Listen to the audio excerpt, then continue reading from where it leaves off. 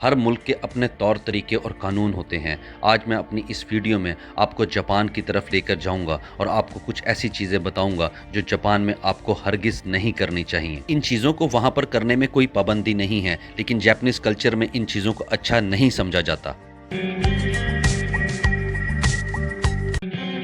Japanese culture में ये एक बहुत अहम बात है कि आप बस या ट्रेन में कुछ भी ना खाएं, और इसकी सिंपल सी एक वजह है कि आपके खाने की स्मेल की वजह से दूसरे मुसाफिर डिस्टर्ब हो सकते हैं। और जापान में आपको दूसरे लोगों का आराम का ख्याल बहुत ज़्यादा रखना पड़ता है और आपके खाने की वजह से बस या ट्रेन वगैरह गंदी भी हो सकती हैं। लेकिन अगर सफ़र लंबा है और आप बुलेट ट्रेन में सफ़र कर रहे हैं तो जाहिरी बात है आपको खाना सर्व किया जाता है, वो आप आराम से अपनी सीट पर बैठकर खा सकते हैं। इसके अलावा आपको सड़क पर चलते हुए भी खाना नहीं खाना चाहिए। अगर जापान में आप ऐसा कर रहे होंगे तो बहुत से लोग आपको अजीब सी नज़रों से देखेंगे।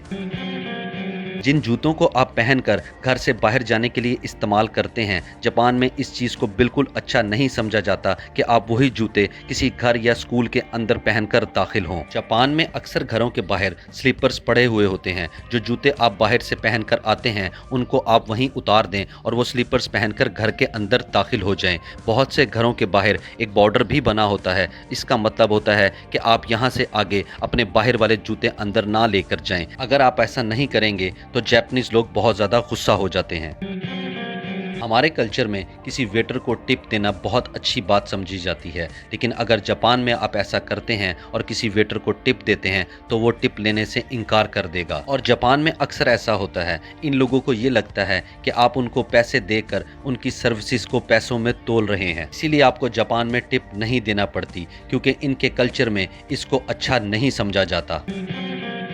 जापान में बस या ट्रेन पर मोबाइल पर बात करने को बुरा समझा जाता है और इसी वजह से आपको ऐसा हरगिज़ नहीं करना चाहिए। इसकी सिंपल सी एक वजह है कि पब्लिक ट्रांसपोर्ट पर आप बहुत से लोगों के साथ सफ़र कर रहे होते हैं, इसीलिए आपको उनके आराम का ख्याल रखना होता है। आप बस या ट्रेन में अपना फ़ोन इस्तेमाल तो कर सकते हैं, लेकिन फ़ोन पर बात करना वहाँ पर बिल्कुल अच्छा नहीं समझा जाता। बुलेट ट्रेन में अक्सर कंपार्टमेंट्स भी बने हुए होते हैं जहाँ पर जाके आप फ़ोन पर आराम से किसी से बात कर सकते हैं। इसके अलावा बस या ट्रेन में ऊंची आवाज में आपस में बात करना भी जापान में अच्छा नहीं समझा जाता।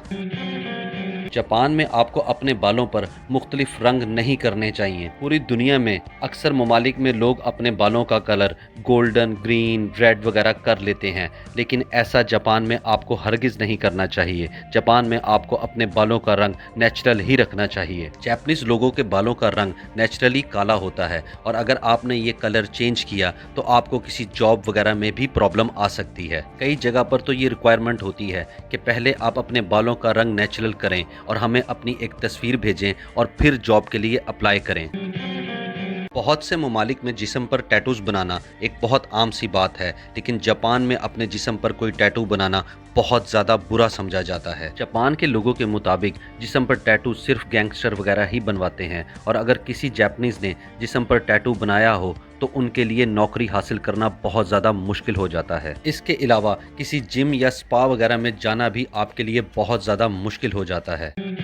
जापान में आपको किसी से फिजिकल कांटेक्ट भी नहीं करना चाहिए। जापानीज़ लोग अगर किसी से मिलते हैं तो ये झुक कर मिलते हैं। जापानीज़ कल्चर में हाथ सिर्फ अपने दोस्तों से या किसी बिजनेस क्लाइंट वगैरह से ही मिलाया जाता है और अगर किसी पब्लिक प्लेस पर अपने किसी दोस्त को आप गले मिल लें तो लोग आपको बहुत हैरत से ज़रूर देखेंगे। इसके अलावा जापानीज़ लोग उंगली से इशारा करने को भी अच्छा नहीं समझते।